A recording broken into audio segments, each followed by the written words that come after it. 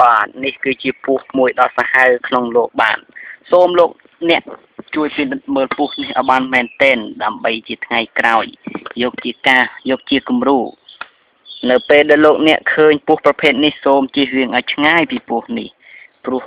ពស់ប្រភេទនេះជាពស់ដ៏សាហាវបំផុតវាអាចសម្លាប់មនុស្សក្នុងរយៈពេល20វិនាទីកាលណាបាត់ត្រូវបានវាចឹកហើយនោះ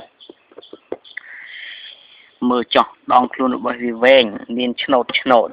ពស់នេះកម្រណាស់លើโลกនេះសូមបងប្អូនទាំងអស់គ្នាពិនិត្យឲ្យបានហ្មត់ចត់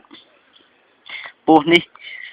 គ្មានអ្នកណាដឹងតែឈ្មោះពស់អ្វីនោះទេព្រោះអ្នកវិទ្យាសាស្ត្រមិនទាន់បានរកឃើញឈ្មោះទេមើលចោះមើលក្បាលវាចោះស្រួចដូចក្បាលអន្ទង់គួរឲ្យខ្លាចណាស់មែនទេវាជាពស់ដែលសាហាវបំផុត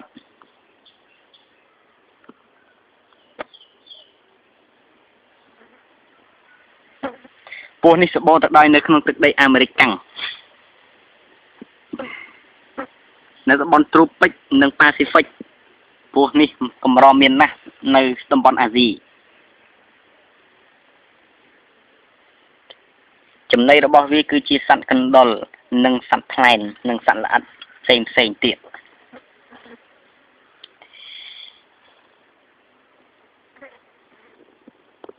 មើលចង់វាពងហូបអាហារមិនទាន់